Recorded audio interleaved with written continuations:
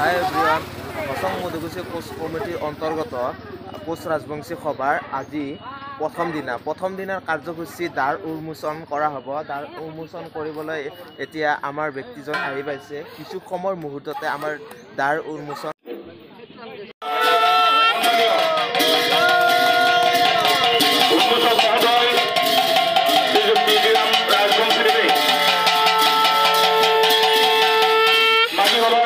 উন্মোচন কৰিলে এই জেগাতে আমি তেখেতলৈ হচং মধুকুছি কোচ কমিটিৰ তৰফৰ পৰা শ্ৰদ্ধা জনাইছো। শ্ৰদ্ধা ধৰ্মপাল দাস হচং মধুকুছি কোচ কমিটিৰ আজি প্ৰথম দিনাৰ প্ৰথম কাৰ্যসূচী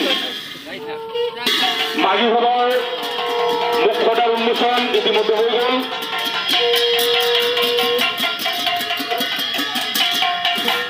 এই দুদিনীয়া বৰ্ণাঢ্য কাৰ্যসূচীত আমি সমূহ ধৰ্মপাল ৰাইজৰ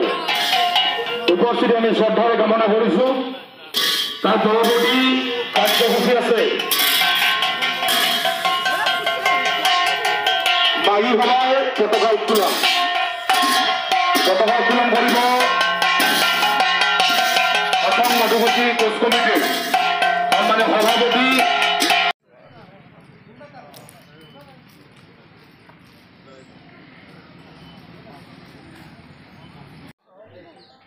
একনং হচং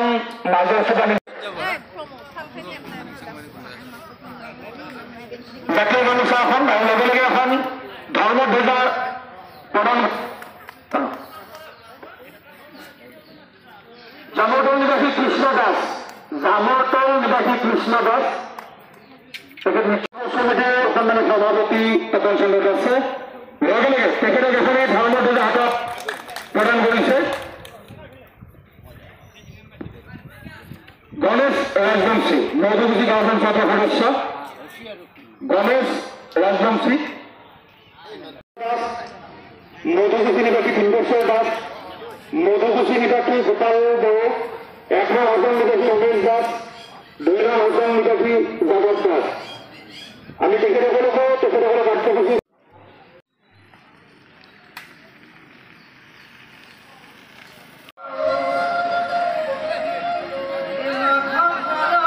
পতাকা যে উত্তোলন কৰিলে কেনেকুৱা লাগিলে? এনেকুৱাতো পতাকা কেতিয়াও উত্তোলন কৰা নাছিলে এইবাৰে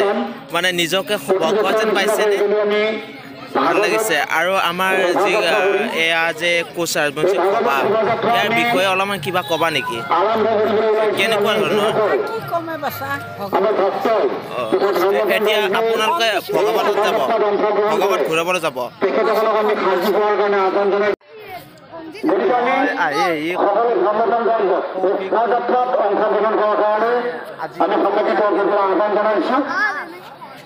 আজি ক'ত যাবা? ভগৱান ঘূৰাব। আজি কোচ ৰাজবংশী সভা আজি প্ৰথম দিনাৰ কাৰ্যসূচী হিচাপে আমাৰ সকলো সমাপন হৈ গ'ল আৰু বৃক্ষৰোপণ আছে ইতিমধ্যে। আৰু ভগৱত যাত্ৰা তোমালোকে যাবা আৰু সকলোৱে যাব ন? আৰু তোমালোকে যাবা। আজি ভাল লগা পৰিৱেশ, তোমালোকে এনেকৈ যাবা। ঠিক আছে বাৰু। আমি এতিয়া আমাৰ ভাগৱত শোভাযাত্ৰা অসমৰ মুহূৰ্ততে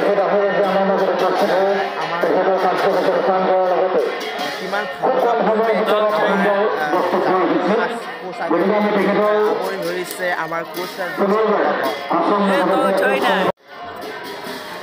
এয়া দেখিছে আমাৰ কিছু সময়ৰ মুহূৰ্ততে আমাৰ শোভাযাত্ৰা আৰম্ভ হ'ব। শোভাযাত্ৰা আৰম্ভ কিছু সময়ৰ মুহূৰ্ততে আৰম্ভ হ'ব। কিমান ভাল লগা পৰিৱেশ জাতীয় সাজপাৰেৰে ন্যূনতম অপূৰ্ব দৃশ্য এয়া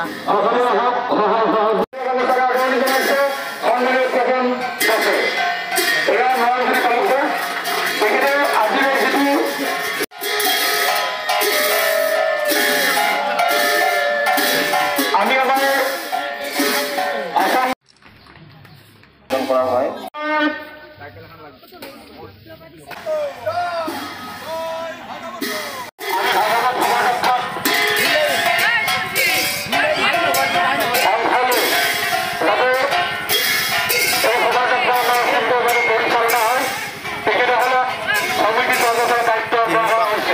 এতিয়া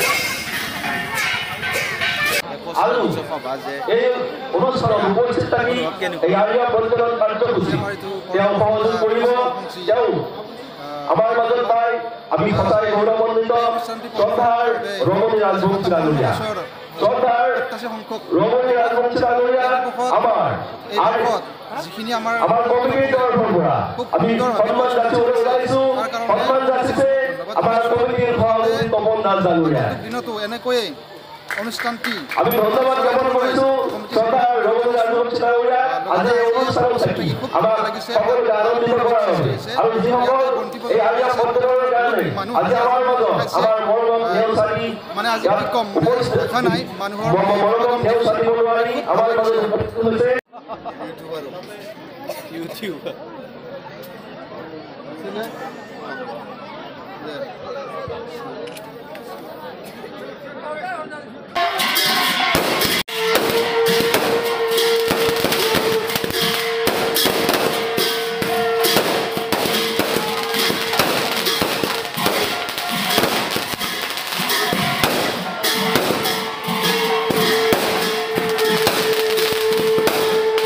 সকলোৰে সহযোগত আমি সমাপন কৰিলোঁ এই বন্দি হৈছে নৰনান চিৰালাই আৰু কিমান ধৰণৰ মানুহ আহিছে কিমান ধৰণৰ ভাল লাগিছে ভাল গৈছে আৰু ৰিল ষ্টাৰ মৰমী দাস আছে আৰু কিমান ভাল লগা পৰিৱেশ আৰু কিমান ধৰণৰ মানুহ আহিছে এয়া দেখিছে জনসমুদ্ৰৰ মাজত এয়া মানুহবিলাকে কিমান ধুনীয়া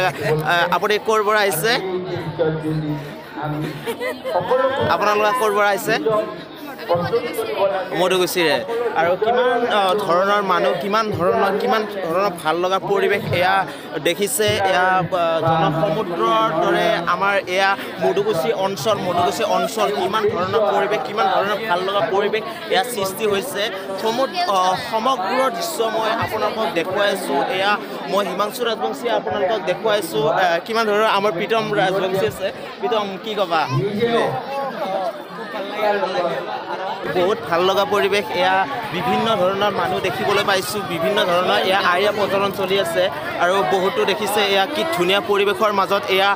আৰিয়া প্ৰচলন চলি আছে সকলোৱে এয়া আৰিয়া দিবলৈ আহিছে আৰু ধুনীয়া ছোৱালীবোৰাকে এনেকৈ আৰিয়া প্ৰচলন কৰি আছে আৰু আমাৰ মাজত নৰেন দাস আছে আৰু নৰেন দাস আপুনি কি ক'ব নৰেন দাসে এইবাৰ চাই আছে আকৌ ক'ব নোৱাৰে তথাপিতো এওঁলোকে বহি আছে এওঁলোকে হয়তো সিহঁতৰ কিবা বিজুতি ঘটিছে সেইকাৰণে সিহঁতে বহি আছে আৰু বহুত ধৰণৰ মানুহ দেখিছে ইতিমধ্যে আমাৰ লাইনটো গৈছে লাইনটো যোৱাৰ কাৰণে আমাৰ কিছু অসুবিধাৰ সন্মুখীন হ'বলৈ পাইছোঁ আৰু বহুত ধৰণৰ মানুহ ইয়াত হৈছে অকল আমাৰ এয়া কোচ ৰাজবংশীসকলেই নহয় ইয়াত বিভিন্ন ধৰণৰ মানুহ আমাৰ ইয়াত গোট খাইছে